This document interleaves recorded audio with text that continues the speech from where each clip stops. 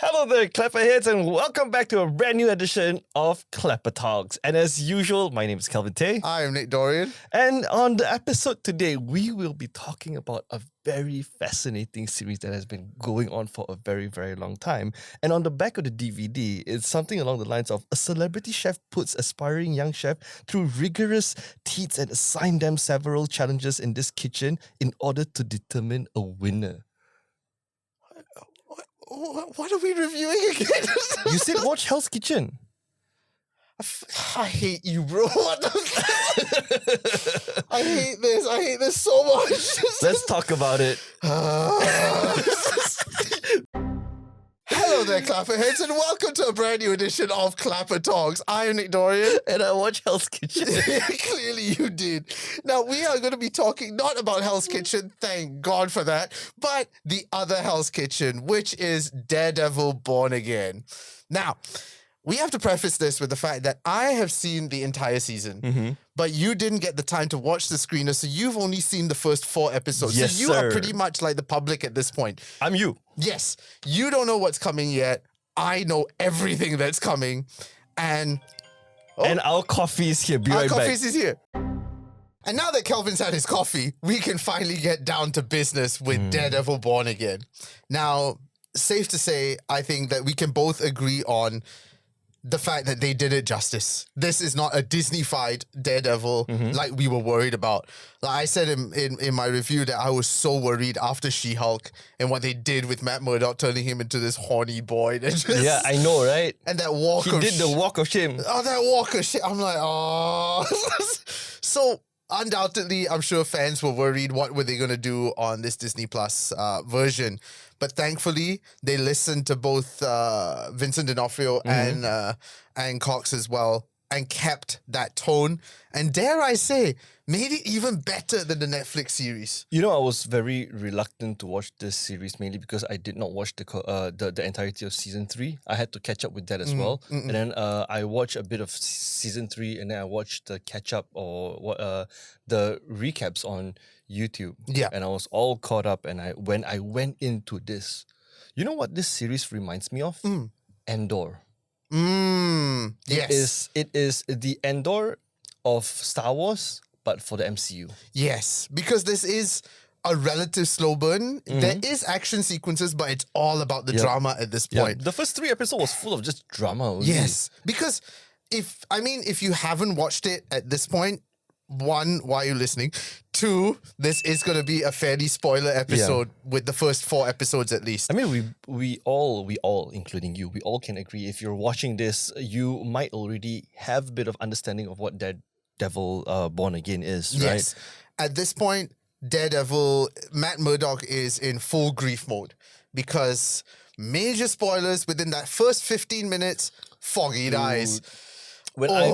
When I watched the first episode, right, and then they were at the bar, they were walking towards the bar, and then everything was like so happy and cheery, and it's like, something's coming. But what? And I remember when I first watched that screener for it, I texted you immediately. I was like, bro, you need to watch this as soon as possible because... Unfortunately, I didn't have the time. And now you are itching to watch the rest of it. Yesterday. You just sent me text and gifs of like, I need more, bro. I fucking need more. I texted Nick at what time? I texted Nick at... What time was it? About like 12:30 in the morning. 12:35. With I was like, capital letters, bro. Nick, are you up? And then you reply in 2 minutes, yes sir, what's up? Do you still have access to Daredevil? Nope, it expired. Too bad for you. I was like, oh, I need more, man. But yes, when that happened, I was like, okay, this series is going to be great. From that alone, I knew the direction they were going into the series. And safe to say, Matt Murdock is the most unhinged that we have seen in this season. Like, he's all out vengeance at this point. And side note... He wasn't all out vengeance at first. Oh, okay. You wait. No. I mean, for the people who don't have access to the full series. Yes. Right? Okay. Yes. But side note about this death of Foggy, there is now a theory that if you look closer at the number on their office, it relates to a comic book called The Secret Lives of Foggy Nelson. Okay. which basically puts Foggy into witness protection, and he didn't actually die. And the fact that they have said now that in season 2, the actor playing Foggy is returning. Haven't said more than that. He is returning. We have seen Karen Page on set already with Matt Murdock. Okay. But the fact that Foggy is returning is a strong theory that Foggy isn't actually dead, and that he's now been put into witness protection for his own safety. Interesting. Okay. Yes. I don't know whether they're going to go with that storyline, but it would be an interesting premise. Okay. But that's for season 2. Coming to Born Again season 1, I feel that honestly, this is such a fantastic series, hands down. It's a near perfect series. Like, seeing the whole season, it's such a well put together season, and in a neat package as well. There are no questions unanswered. There's no sort of like bits that are not necessary. Everything is fully there. Everything is there for... People like to throw the term exposition, Yes. especially when it comes to films and everything, trying to explain every small details of like, oh, if you miss this, this is because blah, blah, blah, blah, blah. But I feel like the exposition in Daredevil Born Again was made so well that I'm just going to run on the assumption, right? Side note, I'm just going to run on the assumption that some people like me was really into season 1, season 2. And then for that long break, how long was the break? 9 years? About there, I think. About close to a decade, Yeah. right? And then you know, naturally you just trail kind of off, you kind of forget, right? And then on top of that, I don't know about you guys, I don't know about you, but I personally am having the worst superhero fatigue. Like you know, Captain America was one. And I say one after Avengers Endgame, that fatigue suddenly became really strong. So it's there. It there, is. right? So when you say, Cal, you have to watch this, I was like, yes, I know I have to because we're eventually going to talk about it. Yeah. On top of that, I'm also busy with work. But at the same time, I'm like, do I want to like invest time, you know, to watch another superhero stuff? But I'm so glad I did. Right? I'm so glad I did. Because Daredevil is the not perfection, but the best example of good story writing. Because that's the one thing that the Daredevil series has always done right from the Netflix days, is that the story writing is just top notch. And dare I say, this is the best Marvel series out there, second to Loki. Actually, not even second to Loki. I now put Loki to a second next to this. Yeah, okay, fair enough. Because honestly, there is not a show like this right now in the Marvel slate. I feel that when Disney gave this show a second chance, because it was cancelled. Yes. Right? It was cancelled and they were not supposed to even be... It's not just this. It's that Devil... what's the other heroes again? SpongeBob SquarePants. Be right back. Sorry, I had to find the name, right? Yes. But you're talking about Jessica Jones, the Defenders Cage. essentially. The Luke Defenders, Cage. yes. Yes, the Defenders. Shang-Chi, no, Shang-Chi's Luke not. Cage, Iron Fist. Iron Fist, right? Iron Fist, right? Less. They were all the Netflix adaptations of the... Can we even call it the MCU? Well, it was MCU adjacent. All right, yeah, okay, Like, fair there enough. were references to the MCU, but the MCU itself didn't reference the series. But with the exception of Charlie Cox's Matt Murdock, because he was in the MCU as well. Yeah, eventually. But in the eventually, right? beginning, Yeah. when he only came into the MCU once Disney got it in. Yep. When it was on Netflix, they were like, no, we're not going to reference it. I was a huge fan of Luke Cage. Jessica Jones especially, Yeah. right? What was the antagonist for Jessica Jones again? What's his name Mr. again? Purple. Yeah, Mr. Purple. The Purple Man or Mr. Purple. The guy who can influence other people just by also speaking. played by David Tennant, who did a He's the Star fantastic Trek job. guy, right? Oh, throw this book at you, I swear. Right, but jokes aside, I was really, really, really into that series about a decade ago. Yeah. Right, but because it was Netflix, they all kind of fell apart. Daredevil, again, going back to my point, I feel like because they had a second chance, everyone had something to prove. Yes. Because let's not talk about the supporting cast. Let's talk about the two big ones. Charlie Cox and Vincent D'Onofrio. These two, dude. I would say have a show about them, but there's already a show about them. Yes. Right? Yes. And also, yesterday when I was watching it, I realized that Vincent D'Onofrio, Yes. the O is silent, Yes. D'Onofrio, was so familiar. Do you know where he's from? I mean, he's in a lot of things. Which one do you want to pick out? Full Metal Jacket. Yes. I never knew that. Yeah, he was in Full Metal Jacket, and also a role that people tend to forget. Remember Men in Black, the first film? He's the cockroach guy? Yes, that was him. No way. Yes. Everyone tends to forget because he's unrecognizable, but he was the cockroach guy in Men in Black. D'Onofrio is a top-notch actor, and it's honestly at this point, it's going to be hard in the future to recast Daredevil and Kingpin because both of them have stamped their mark on those roles. Yep. Especially D'Onofrio as Kingpin. And Charlie Cox as Daredevil. I honestly cannot imagine another Daredevil alternate. Right? Honestly. I mean, we did have Ben Affleck, but yeah.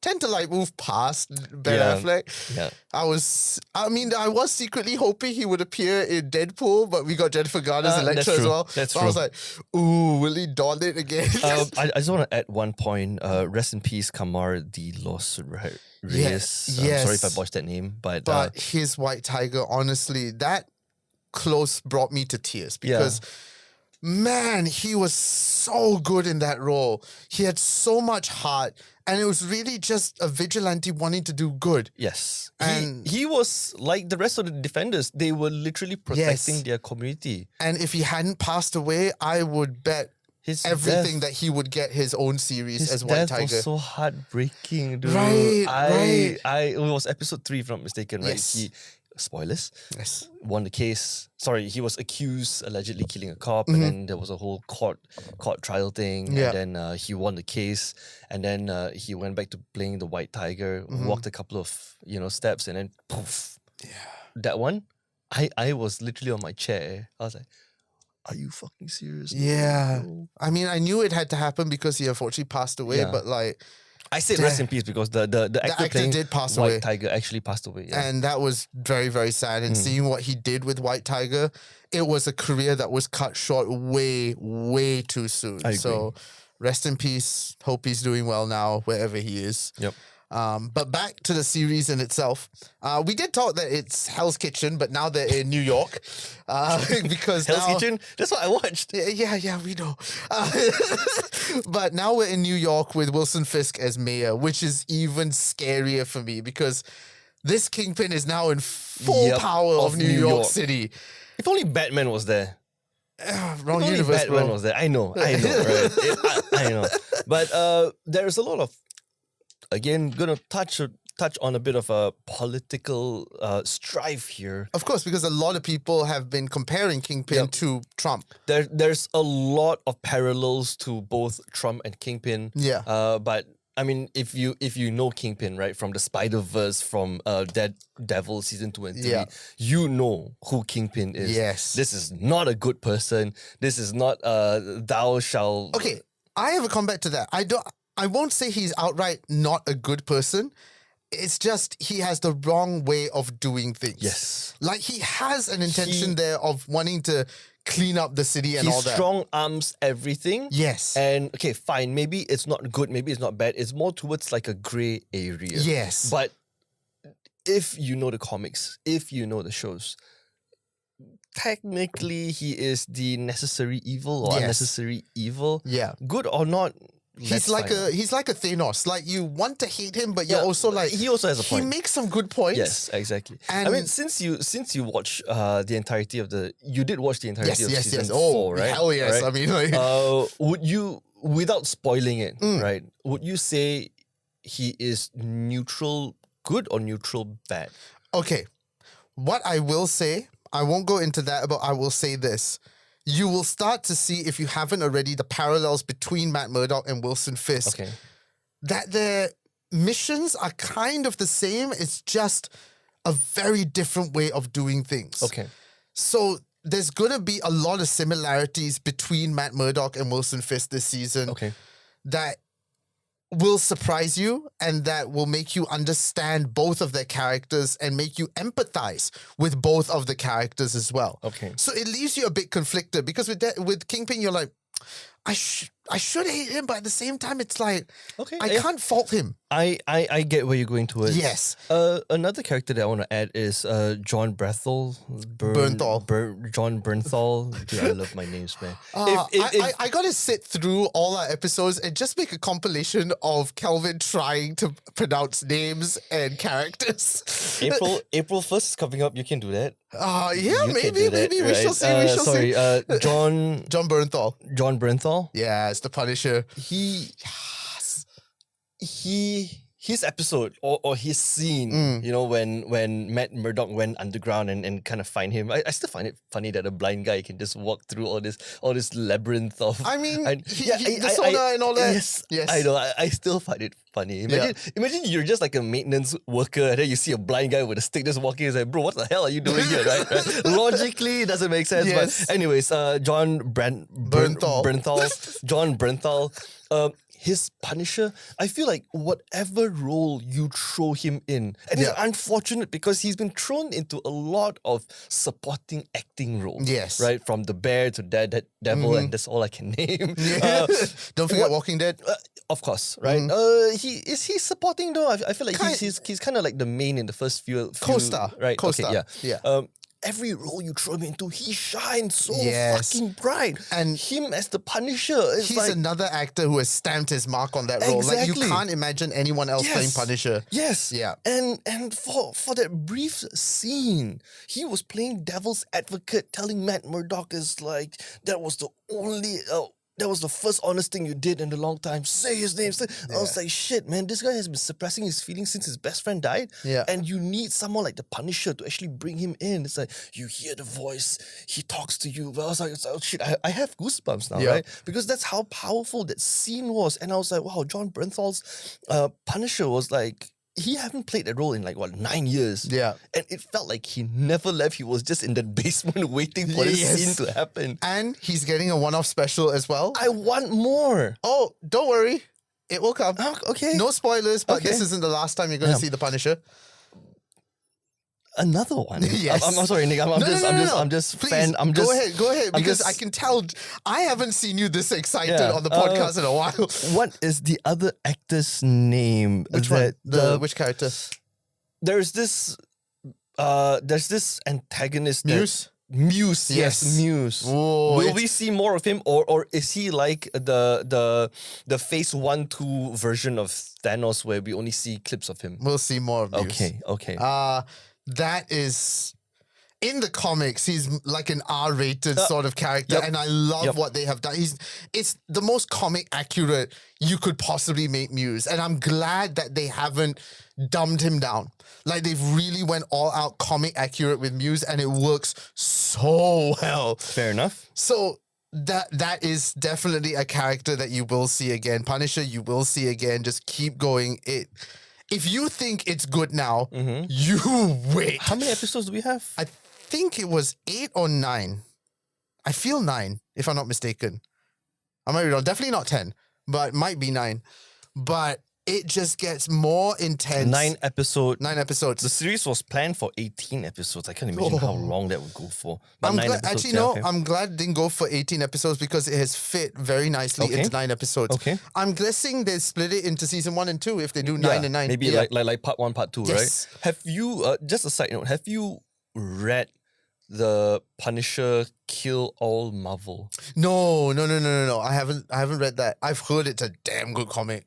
There are a couple of videos like those.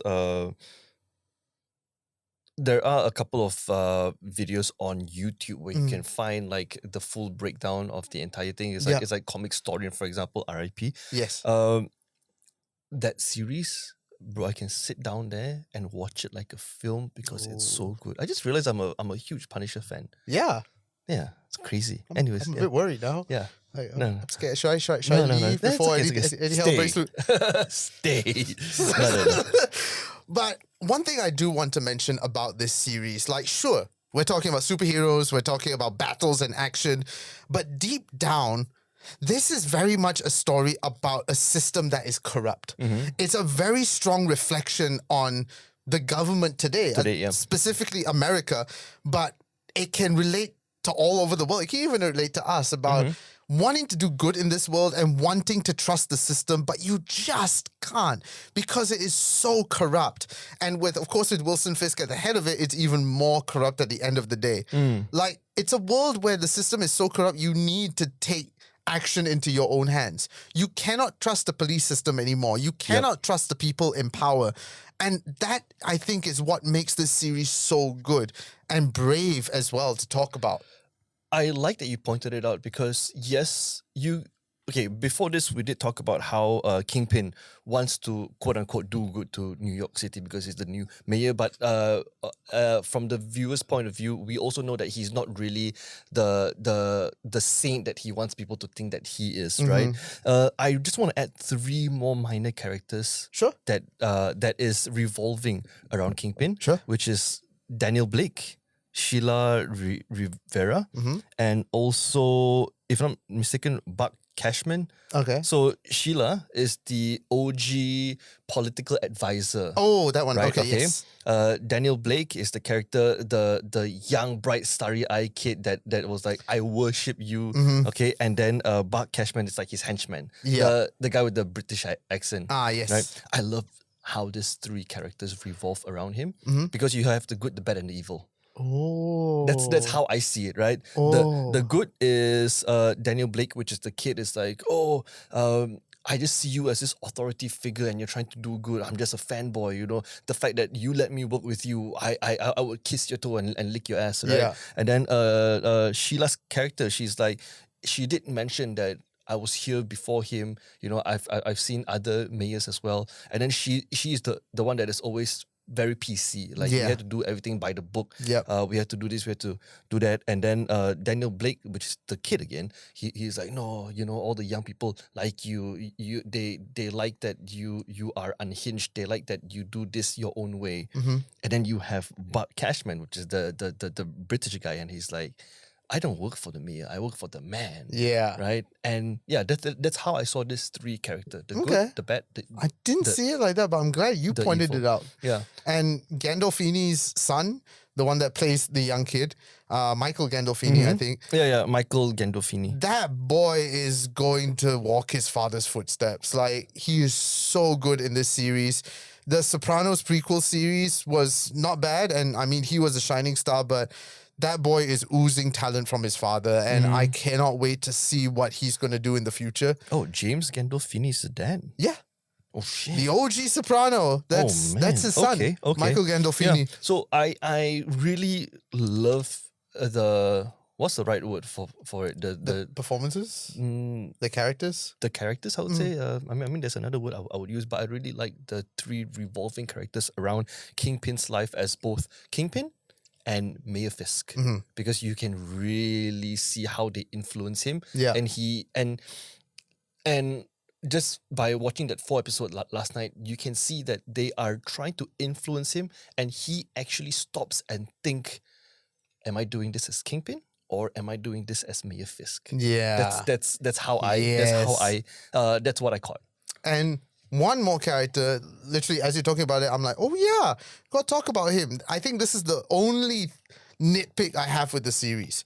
Bullseye. I wanted to bring that up earlier. I don't have issue with the character itself. My issue is that I want to see more of Bullseye, which maybe we will.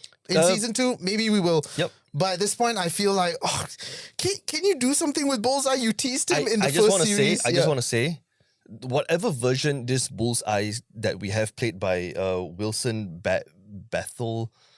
Wilson. I can't help you with this one. I don't know the actor's name. Let me see. Wait, chotto matte. Hi. I lost his face. You lost Bullseye's face. Wilson Bethel, I think. Yeah, Wilson should be Bethel. Yeah. Whatever version Wilson is giving us. Yeah. I'm just glad that we have this version and not Colin Farrell's version Hey, of don't Bullseye. diss Farrell's Bullseye. I loved Farrell's Bullseye. Nope. Farrell went all out with Bullseye. I loved his version. No. Farrell's Bullseye belong in hell, not Hell's Kitchen. That's all I'm gonna say. He was going all out with his Bullseye, and then he was going over the top, and I was like, Farrell, just do what you need to do. I also enjoy like this burp when Kingpin when he became mayor, he did mention that we don't need vigilantes that dress in spider costume in what with the Punisher logo. Yes. And also one that plays like a devil costume. Yeah. I really enjoyed it. Will we see Spider-Man in this? No. At all? No. Meh. Spider-Man's not part of this. Meh. No, I'm okay with that. But Spider-Man is New York also, right? Yeah, but I feel it'll be weird if Spider-Man just pops up in this. Okay, and you'll get it. You'll get it. As you continue, you'll be glad they're not other MCU cameos. Like, it was not necessary. Okay. There are mention of Skrulls.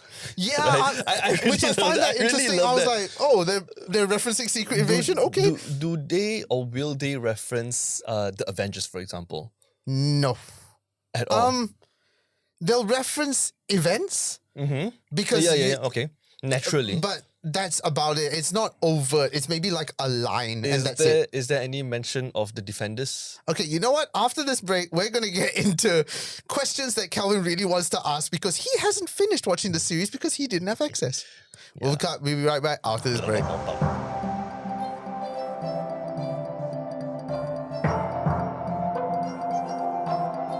So, okay, now that I have seen that last 5 episodes, give me your questions of what you want to ask and whether or not I can answer them. Okay, remember that officer that accused White Tiger of killing his partner? Yes. How is his story in the... And you don't have to give me an entire thing. Okay. Just tell me good, bad. Or Shocking. good, bad, or... Okay. Yeah. It's not what you expect. Okay. Yes, that's all I'm going to say. Besides Matt Murdock and Kingpin, what other character will truly shine later on in the show? Oh, it's just them. Oh, honestly, the closest character that would have shined is, of course, White Tiger. Okay. But tragically cut short. But really, the two of them carry the series on their back.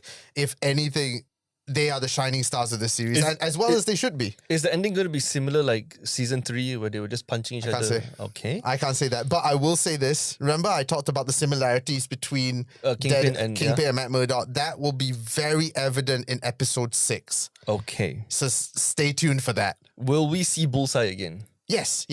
You'll definitely see Bullseye again. Okay. Again, just one more Bullseye. Okay. Yes. Will anyone we love in the series die? I can't say that. I'm not going to say. All I will say is this.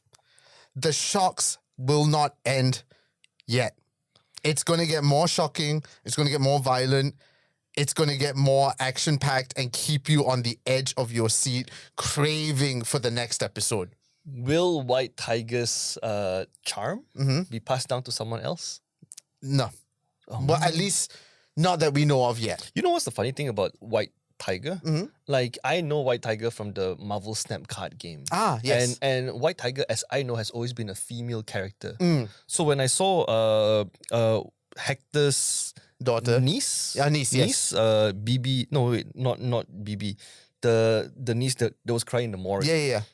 I thought she would be the next White Tiger. There is theories now that she might become the White Tiger, but it's not really overtly explained within the series. Okay, fair enough. But there is a potential. Will they do that in season 2? We don't know. Okay. There's nothing leading up to that at the moment, but it would make sense if they do. That independent reporter BB Ulrich. Yes. Is her clips throughout the series relevant later on? Yes and no. Okay. Like, it's relevant to the sense of what I was talking about, like the corrupt exposition. system. Okay. The corrupt system, and it adds a very fresh sort of realistic take of these are possibly real people she's interviewing out on the streets that is all of us. Essentially. So it adds that humanity to the series. Okay. Yeah. No Is it further completely relevant? Yeah, but it is relevant in the sense that it adds that, like I said, humanity to the series, that we see ourselves in it. Will we see Froggy again?